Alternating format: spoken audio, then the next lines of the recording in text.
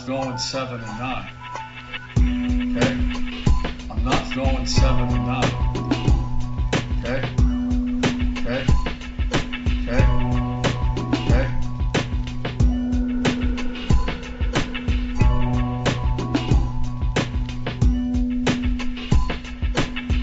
I'm not going 7-9. Okay?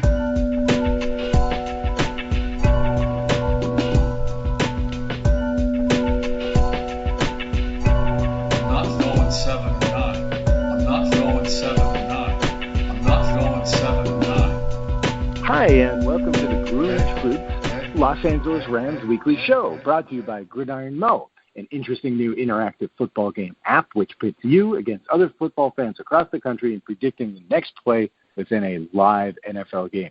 Think you're smarter than the average fan? Check out Gridiron Mo at gridironmo.com and see for sure. My name is Os Davis. I'll be the co-host of the Los Angeles Rams show today, and joining me as my co-host, as always, is former Notre Dame great and player with the Buffalo Bills and Los Angeles Rams in the 1980s, Tony Hunter. How's it going, Tony? I'm doing fine. How are you this afternoon? I'm doing okay. I'm caught up with my football for week 2. So yeah, a lot of football over the weekend. Yes. Oh yeah, and I covered the CFL as well. So there was even additional 33% to go along with the college and the NFL game. I watch a lot of football. Oh yeah, so I guess you talked to a good friend of mine, an old teammate of mine, Dieter Brock from the Canadian League.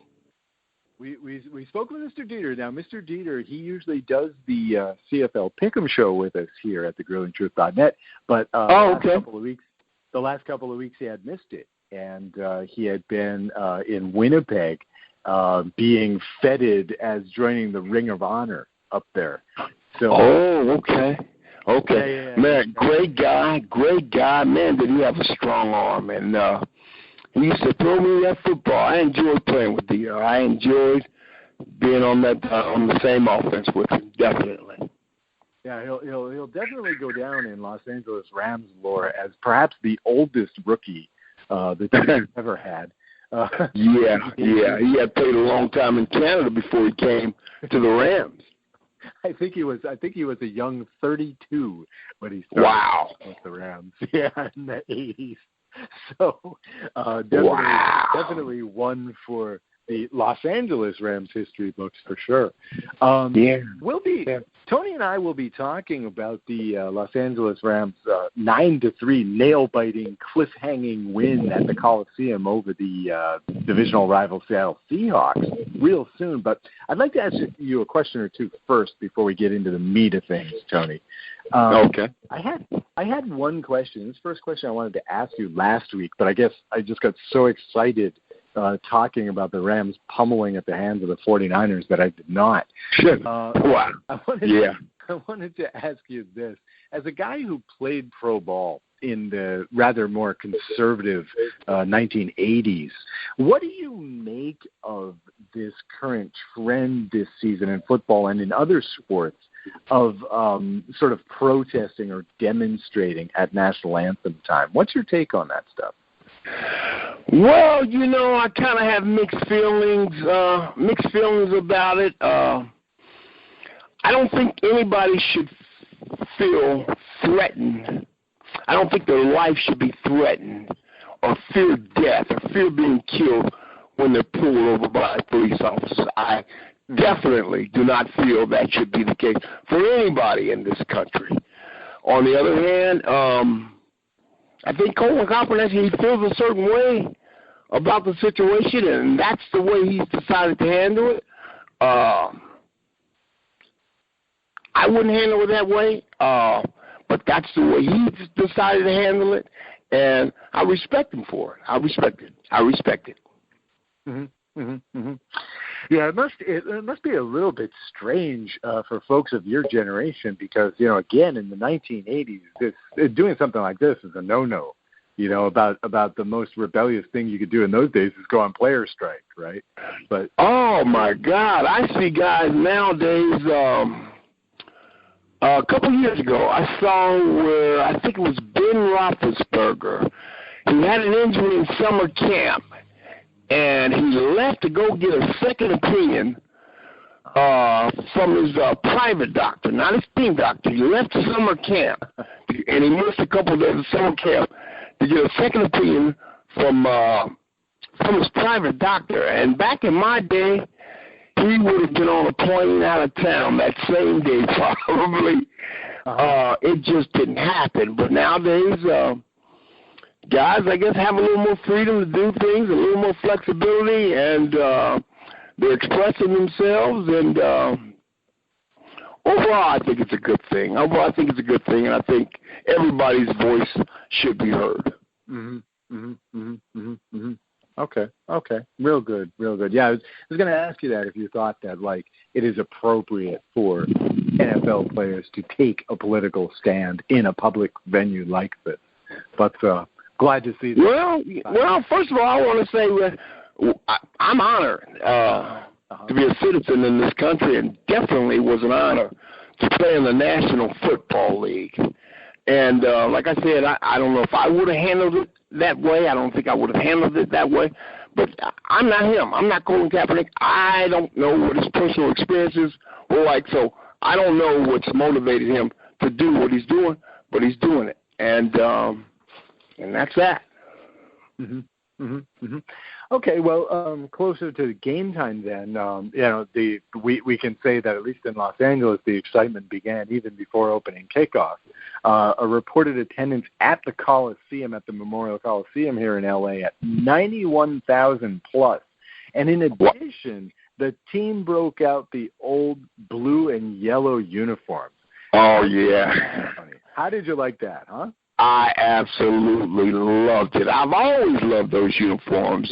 Growing up, I used to see the Rams play in those uniforms, and I loved it. And I believe there was a ceremony. I think it was a halftime ceremony with all 6 of the L.A.Rams players that have been inducted into the Hall of Fame. I think Jackie Slater, Orlando Pace was there. I'm not sure. Yep. If Jerome Bettis was there. Yeah, Youngblood was I'm sorry? Jack Youngblood was there. Jack Youngblood. I met Jack when I was with the Rams. Great guy. But it was just a fantastic atmosphere. Like you said, I think it was 91,200 people that packed the Coliseum. It was very hot. It was very hot that day. But it just goes to show that the L.A. is a sports town. I've heard that it's not a sports town because there's so much to do, but it was a sports town from what I was looking at when I was out there. L.A. loves sports. The high school sports are fantastic. You name the sport, the professional sport, and there are guys that are in that sport, whether it be Major League Baseball, the NFL, the NBA. Guys that grew up playing in L.A. that are doing well in professional sports. So L.A. is a sports town, and I think they were just chomping at the bit to get the Rams back in L.A. And so the Rams have the show all to themselves right now. They're the only NFL team in L.A. right now, and a good thing about it, they're playing in the city, within the city of L.A. So I was glad to see them pull out a big win over Seattle. Yeah. Well, the knock against putting a team in Los Angeles has always been this: the city of Los Angeles itself is notorious for being a city of transplants. Yes. A great number of the people that live there were not born there. But check this out: the only original team Los Angeles has is the Kings in hockey. Wow. The Dodgers came from Brooklyn. Okay. The Rams came from Cleveland way back in the day, and now they come from St. Louis second time around. The Lakers are from Minnesota. Even the Clippers are from Buffalo, New York. Wow. The only natural team we have, the only homegrown team we have is the Kings. But it's the Kings, wow. The Dodgers have ever had problems with attendance. I don't think the Lakers have ever had problems with attendance, even the past couple of years. I don't think so. So I don't really understand what the knock is against Los Angeles. I think the Rams are such a team that they could sell out every week, and maybe half the fans won't be Rams fans. Maybe half the fans will be cheering for Seattle, or, here come all the fans from New England cheering for the Patriots this week. But it doesn't. Yeah, you know what? I think if the Rams, if they have a good year and they start off well and they make it interesting, I don't think there'll be a problem with filling that place up week in and week out. I really don't. We played out in Anaheim, and we drew great crowds when I was with the Rams. And so being in the city right now, and again, being the only show in town as far as the NFL, as far as an NFL franchise, it's a great opportunity for the Rams. Mm-hmm, mm-hmm, mm-hmm. Oh yeah, the way I figure it, every kid growing up now is going to be a Rams fan. That's for sure. In LA, Absolutely. Their dads will be Steelers fans and Cowboys fans and whatnot, but the kids are going to grow up Rams fans. Absolutely, wearing that blue and yellow. Definitely. Okay, well, let's talk about the game. We discussed last week how we try and approach this from a love-hate sort of perspective. Clearly for the Rams in this nail-biter, it's a very tense game. Clearly, of course, the highlight is the defense. Here's the defense that we expected at the beginning of the year. Mark Barron at safety, he was all over the place, 11 tackles, upfield, downfield, middle of the field, whatever. Alex got 8 tackles, recovered that fumble at the end, a couple of quarterback sacks. Now, we know Russell Wilson was a little bit injured, had a little bit of a foot problem coming into this game, but still shut down this offense very nicely. Oh, yeah. Russell Wilson, he didn't have a bad game, 22-35. But I tell you, that defense was after him the whole day. And I was glad to see that Ram defense, the defensive line, step up and really get after him, because I believe that's a recipe for winning this year, if that defense can carry the load the way they did against Seattle. And Case Keenum wasn't bad, 18 for 30, 239 yards. It's not a bad game for him. Right. Yeah, the offense was decent in that. Okay, so Case Keenum's stats don't look highly impressive, but here's the thing: 0 turnovers by this offense. And exactly. If you're going to play this short yardage game, if you're going to play the power running game like Jeff Fisher wants, you really got to minimize the turnovers. And I say you can't minimize more than 0. No doubt about it. I think that's the recipe for winning for the Rams this year. Gurley, 19 rushes, 51 yards. Mm-hmm. Not a super big day. But I thought he was effective. But it was tough sledding for him all day long. Mm-hmm, mm-hmm, mm-hmm. Again, it seems like, to me, what it looks like is he's just not able to hit the middle of the field. They're just not opening those holes for them. He was quoted, actually, I wanted to get your take on this. He was quoted after the game. He was quoted after the game and saying, quote, "I felt like some of the runs got busted up a little early, but then he said, I feel like I was trying to do too much or wasn't patient enough in my reads." And I was wondering, what sort of causes that impatience and that trying to do too much? What does Todd really mean here? There's too much. You have to be patient. All the great ones are. You have to be patient and let the holes open up, and your peripheral vision has to be unbelievable as an NFL running back. But anytime you gain 1,000 yards in the NFL as a running back, you're a good football player, which Gurley certainly is. But I just think there was just so much pressure at the line of scrimmage in the backfield that he didn't have time to be patient, from my point of view. He didn't have a whole lot of time to be patient. Yeah, that offensive line is getting pushed around, not as much in this game as they did in the first game, but they are getting pushed around. 3 sacks on Case Keenum in this game. So the offensive line is still a bit of a bugaboo. Again, nice to see that defense really step up and carry this team. Clearly, I think that's going to be needed. Now, as far as I'm concerned, I mean, the offense was workmanlike, workable enough to make Yeah. And Jared Goff is in uniform. How about that? Jared Goff is in uniform.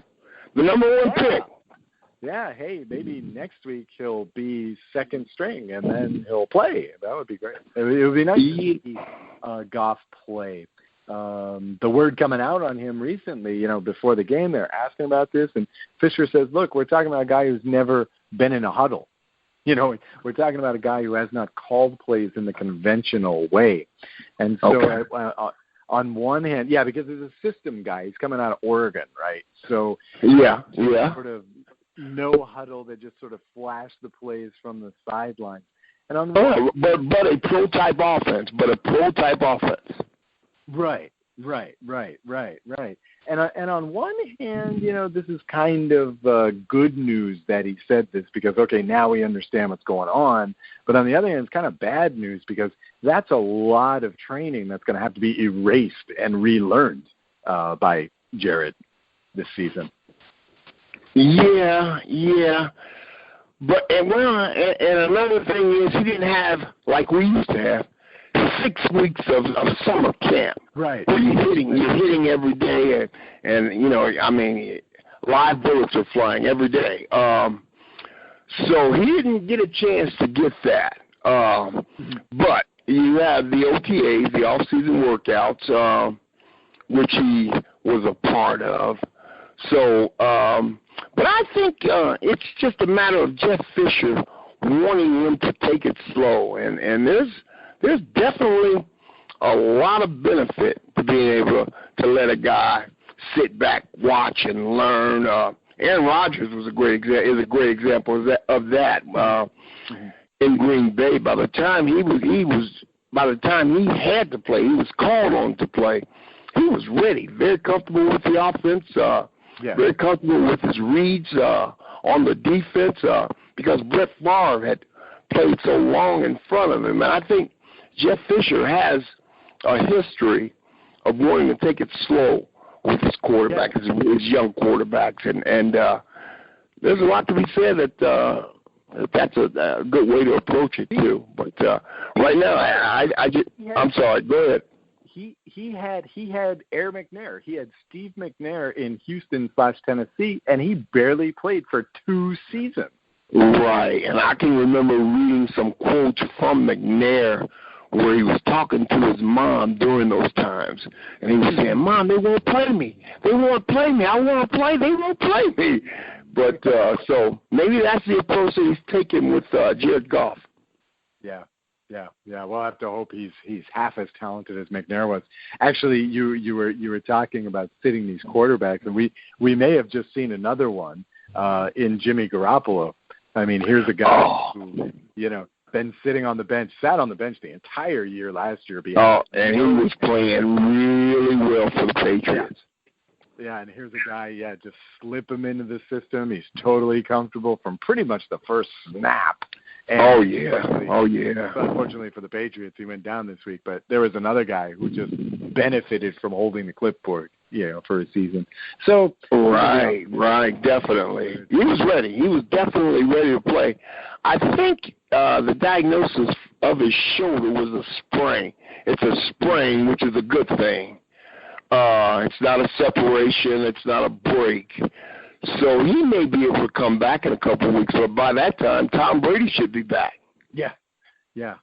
Well, I guess the question will be week 4 because he probably won't play this week. The Patriots are on a short week this week. Probably not. That's a sprawling shoulder, so I doubt it very seriously. Yeah. Belichick will find somebody on the street and put him in a quarterback and and just hand it off to Corey Blunt and let Corey Blunt run for 200 yards this week.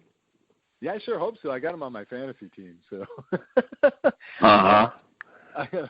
Back to our Rams. Not quite as successful as the Patriots. For me, probably the offense was workmanlike enough. But for me, I think the biggest negative was the penalty. 19 penalties in this game, 9 on the Rams. And I wanted to ask you, Tony, again, since I have access to a former professional player, I wanted to ask you, in your estimation, what causes penalties the most? Is it a lack of discipline? Is it a lack of concentration, or is it too much emotion, or what's going on here with stuff like false starts, with stuff like, stuff on the line, not so much the pass interferences, but stuff on the line? What's happening there? You know what? That's a tough question, Oz, because a lot of time that kind of thing, when you're getting penalties called against you, kind of takes a snowball effect once it starts. And then there's another call, and it just kind of takes a snowball type effect, and all of a sudden you've got 4, 5, 6 penalties against you. But I think part of it is not being really relaxed and in the flow of the game just yet, and that causes guys to jump off sides or with the holding penalties, all the different types of penalties, but it just seems to have a snowball effect, and once the refs start making that call, making those calls against certain guys or certain teams, it seems to continue on, and it's tough to break it. Mm-hmm. Yeah, that makes sense. Okay, let's go on to the next week. Interesting matchup next week, and I guess the big question we're facing is, can we finally score a touchdown with this team, either on offense or on defense? I can't believe they beat the Seahawks without scoring a touchdown. And another thing, I think this is the third time in a row the Rams have beat the Seahawks. What's going on with that? They seem to have the Seahawks number. Yeah. Well, this was my knock on Fisher a bit last year, is that it felt like, it almost feels like he's a college coach in some respect, and he wants to win those divisional games. I think last year, I believe the Rams were 4-2 against this division. They won both games against Seattle. I believe they won one against Arizona. In fact, wow. Yes, they did later in the season. Yeah, so basically they were 4-2 against their division, and 0 and whatever against everybody else. Against everybody else. That's interesting. I'm exaggerating, but yeah, it feels like that. I mean, last season, week one, they blew out Seattle. I mean, they took charge of Seattle in week one. And we were very optimistic last year. Even the folks in St. Louis were optimistic. Hey, maybe we'll keep the team. But as soon as you go outside that division, I mean, I'm afraid of what happens when we have to play teams like the Jets and the Patriots and even the Dolphins later. Right. I don't know what it is. I tell you, I was just absolutely shocked that after watching that San Francisco game that we were able to pull it off to actually beat Seattle at home with so much on the line, with it being the opening game, and with so much on the line. So, if you told me last week that the Rams would have scored 9 points, I would have believed you. But if you told me they would win, I might not have believed you. Yeah. Oh no, with Russell Wilson on Seattle and all those weapons at receiver and running back, to only have 3 points, I would have believed it if someone had told me that. Yeah, but now we have to kind of look at Seattle a little bit. I mean, this is a team that scored 1 touchdown all year now. They've scored 1 touchdown in the first 2 games. And, it's like we know Russell is a bit injured, but wow. I mean, they've got more than enough receivers to handle that. And what happened to this defense? This defense, they're on the field a lot, but they're not playing up to, NFC championship level here. Might they be a little distracted? I think they had some problems with the front office of the NFL and the OTAs, and there's been some fines and things like that. You think there's some distraction that's going on there? I seem to recall that, yeah. Well, I wouldn't doubt it. Things got a little bit weird with Marshawn Lynch a couple of years ago, and you wonder if Coach has that much of a personal hold over these guys, like he did in the year they won the Super Bowl. They destroyed Denver in the Super Bowl. So you kind of wonder if personality conflicts are sort of peeking through the cracks. Yeah.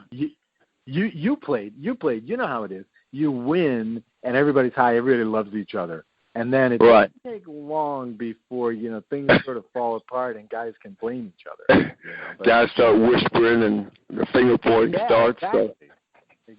Exactly. And yes, it happens. It happens. And they seem to be a little distracted right now. The Seahawks definitely seem to be a little distracted. So it'll be interesting. But I think they had a slow start last year. They really started to come on. Once they got past mid-season, I thought they really started to come on. But so maybe they'll come on this year. Yeah, this is characteristic of Pete Carroll teams. I mean, even when he was back with USC, it was always a slow start.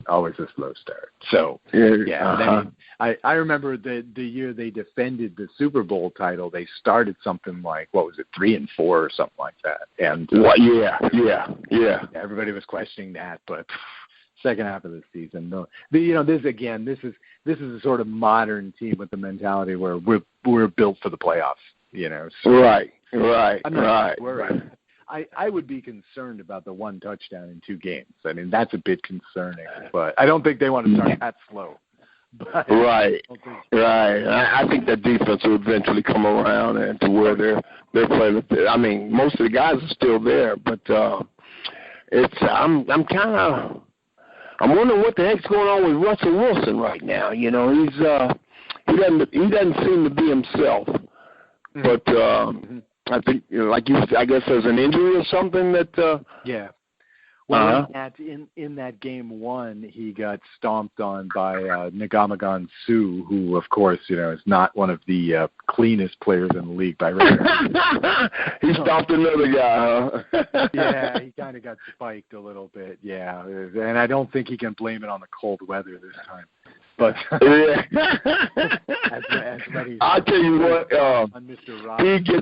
he gets a lot of publicity about the type of player, but I love to watch him play. He plays with a lot of intensity, and I'll tell you what, he may be the best defensive lineman in football right now, or he's among I would put him in the top 5, definitely. Oh yeah, in terms of speed and size, I mean, he's scary. I mean, it's scary good. It's all mental.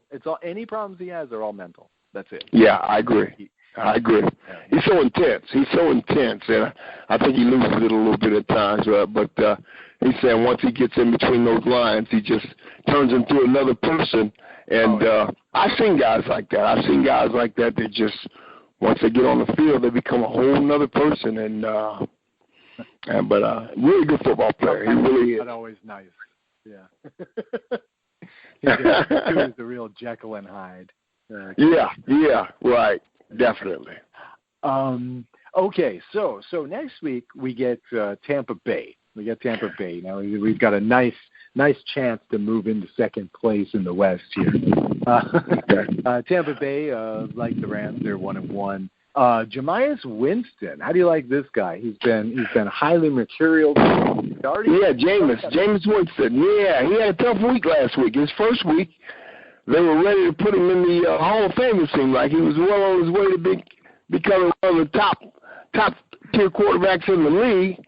And then this past weekend, he had a tough go of it.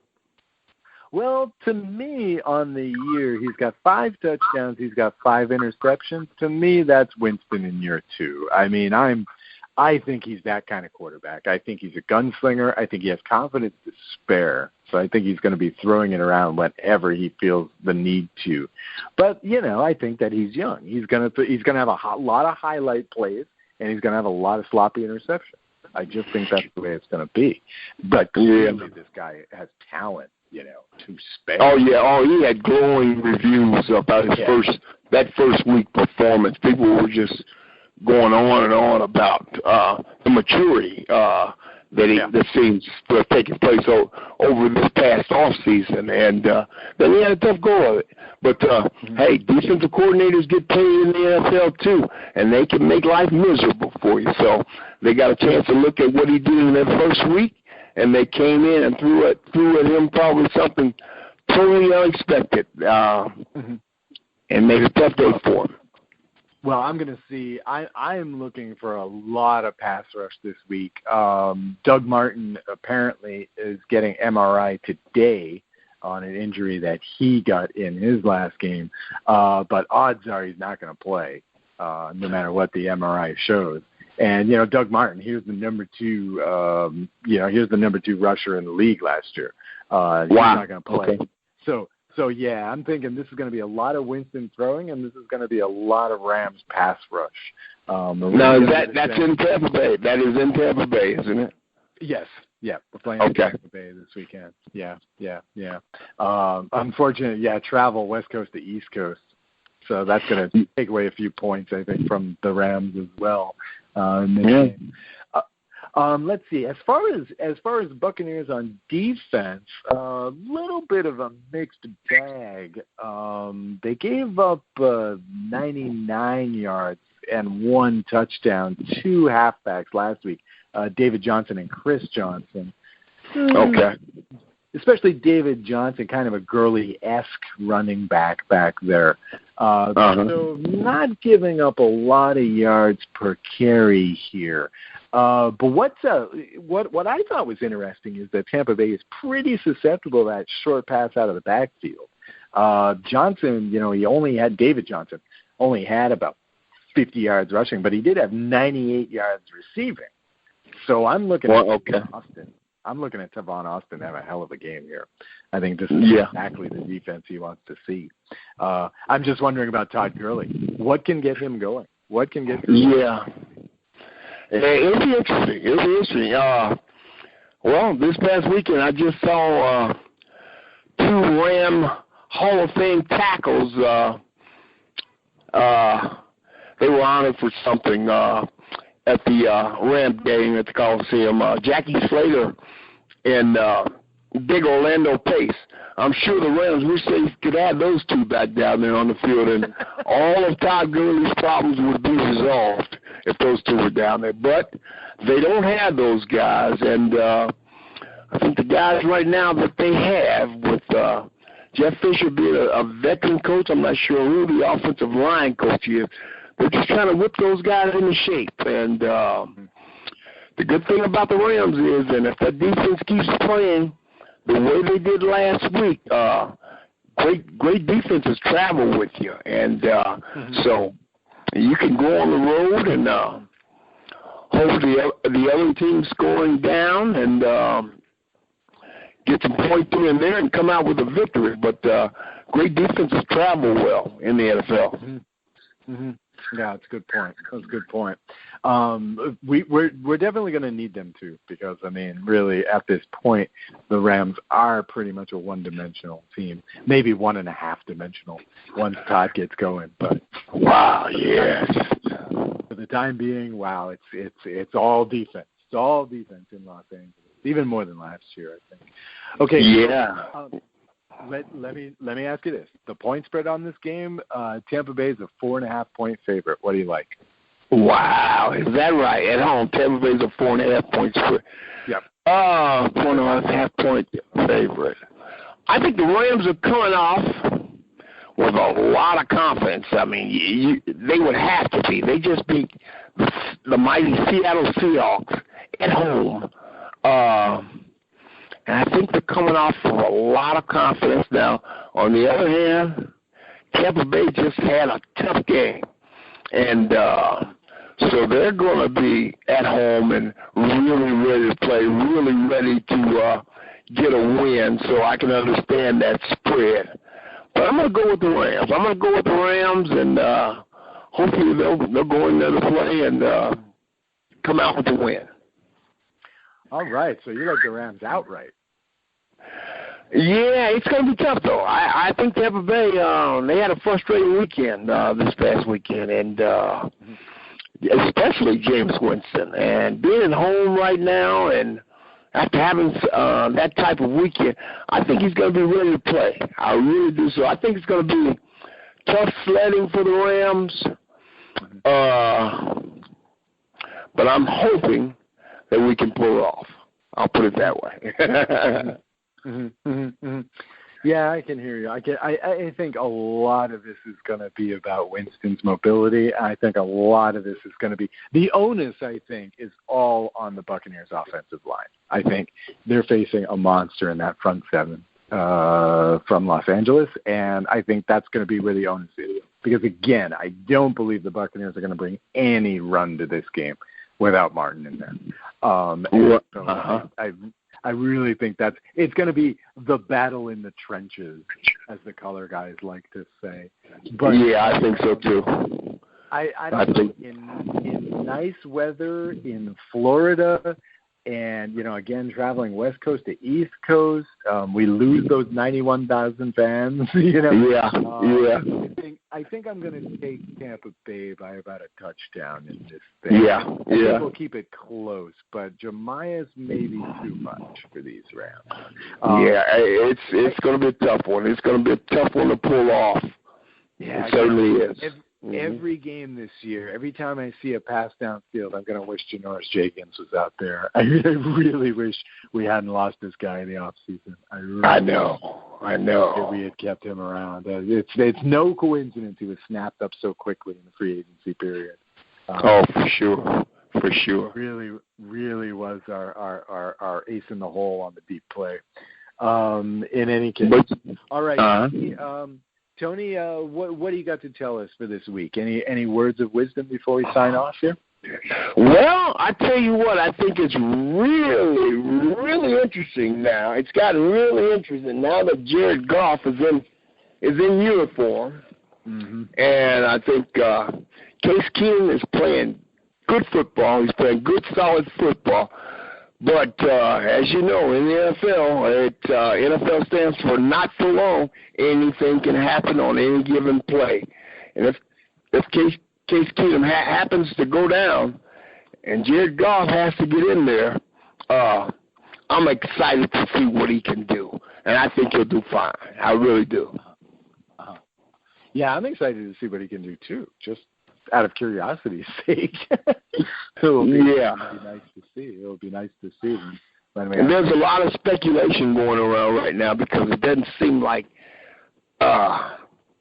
they want to put him out there, and there's speculation that he's not the player that they thought he was. But on the other hand, I think that Jeff Fisher is doing what he's always done, and he's trying to protect the guy. He's trying to give him time to learn the system and then put him out there when he's ready. And I tell you what, if Case Keenum goes down, then it's going to be time for him to play, and I think he'll do fine. Yeah, well, what worries me is this, when they were teasing this guy, because, of course, they had number 1 pick, and the Eagles had number 2 pick, and the Rams, had their choice between Goff and Wentz. And before it actually went down, the Rams were teasing this with the guy that we chose is a winner. Okay, fair enough. But on the other hand, again, you're talking about a guy who came from a hurry-up offense, from a system offense. And Jeff Fisher patently said he wants to run a power running game. And I wonder if, the talent is there, the leadership is there, but do these game plans clash too much? Right. That's interesting. Yeah. Jeff Fisher was with Tennessee all those years, and Chris Johnson, he carried them. He carried that offense for years. And I'm still amazed about him because he's a slight of build guy, but to have played as long as he's played, and he gets hurt from time to time, I know, but he's not a very big guy. He's not very muscle bound, but he's fast, he's very quick. But I'm just amazed at how he's been able to stay healthy over the years as much as Jeff Fisher gave him the football. And well, it's Eddie. But with Goff, man, you would think Fisher would be making a complete change and to throw the football. But as long as you have Gurley, he can continue to keep balance within that offense and let Gurley do what he does. and give golf some time to develop as a passer in the NFL. Mm-hmm. Mm-hmm. Mm-hmm. Yeah, again, it feels like wait and see in Los Angeles, basically, on this guy, and I guess wait and see for Todd to really have that breakout game as well, because we're definitely waiting for that. Yeah, and there were some interesting things that happened this weekend. I watched that Minnesota game yesterday, and Adrian Peterson goes down with torn meniscus, and I thought that was interesting because I actually played with a torn meniscus in my knee with the Rams. I heard it the first day I was with the Rams, and but there was a little misdiagnosis that went on with it. But I don't think we had the type of we didn't have the medical advancement that they have nowadays. So there wasn't a way to tell that the meniscus was actually torn. But by the time I found out that it was torn, I had played for a year and a half, almost 2 years. And I really had to have a major surgery to repair that knee. Whereas if I had just went ahead and had the meniscus scoped, had the tear repaired by scope at that time, it would have made all the difference in the world, because I never played again once I played that long on a torn meniscus, and I caused problems with the traction of my kneecap. And so the thing, Adrian Peterson is going to have to be really careful with that injury. And I would say, even though at his advanced age, as far as a running back is concerned, he needs to get a doctor's opinion on what he needs to do. Because if I were him, I would not play on that with a torn meniscus. I'd get it repaired. Mm-hmm. Mm-hmm. Mm-hmm. Mm-hmm. Mm-hmm. He's missed whole seasons before, so why not? Yeah.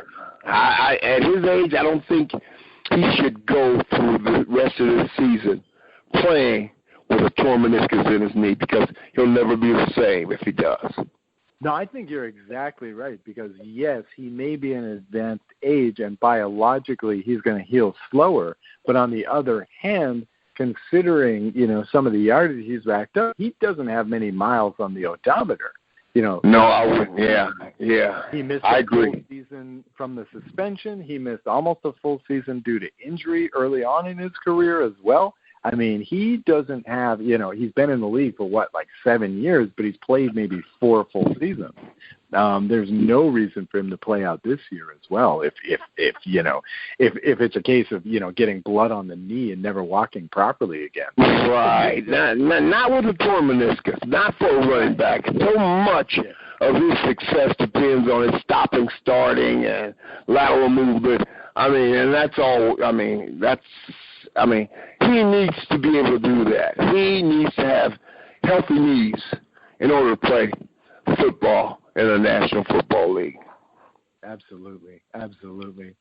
Okay, right then. Well, we'll close it off here. I ask all of our listeners to also check out all our podcasts here at the gruelingtruth.net. Our writing is also up on the website.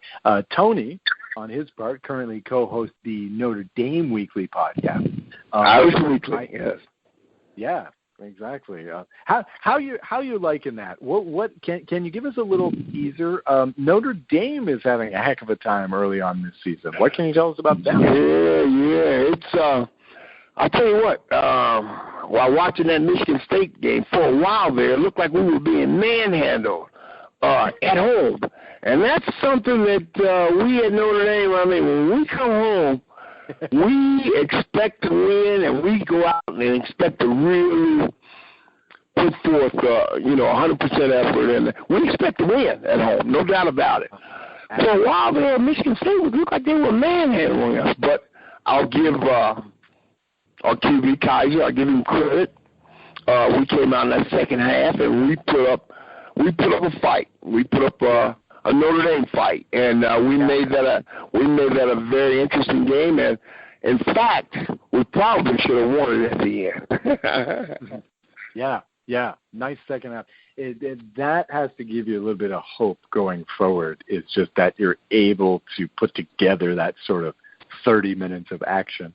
Hopefully you can do that for more than 30 minutes in future. Because, I mean... we're going to need to. We're going to need to. I think offensively, I think we're explosive. At Notre Dame, I think we're explosive.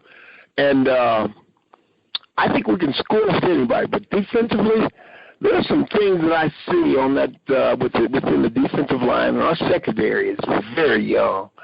There's going to have to be some changes made, some improvement made.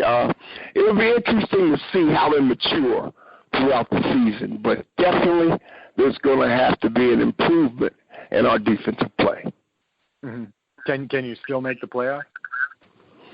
From the sounds of it, it's not likely. It's not likely. But if we can go on a run and win out from here, you never know. Because, I mean, we always have such a tough schedule. And there's so much parity in college football that you never know who's going to drop a game. You never know from week to week. So it'll be interesting. It's a long season, Oz. Long season. Upsets aplenty this weekend. Texas and Oklahoma both went down. About the only powerhouse that hasn't lost so far is Alabama. Who I know. Good, by the way. They look really good. Yeah. Yeah, they seem to handle Ole Miss pretty easy. Ole Miss was at home this weekend, right? They were at home. I believe so. Yeah, they were. And that usually gives Alabama all sorts of problems, but not this weekend. Not this week. True. Okay, can't get too far afield here. This is supposed to be the Rams podcast. I am supposed to be doing a plug for the other shows on the GruelingTruth.net. Let's see what else do we have. Oh, yes. I also appear weekly on the CFL Weekly Pick'em Show with Tony's old buddy, the former Los Angeles Rams quarterback, Dieter Brock. Dieter Brock, my buddy, yes. Yeah. I do a number of other things here as well, but I won't brag too much. For Tony Hunter, I'm Os Davis, and you've been listening to the Grueling Truth Los Angeles Rams Weekly Show presented by Gridiron Mo. Thanks for listening, and we will talk to you next week.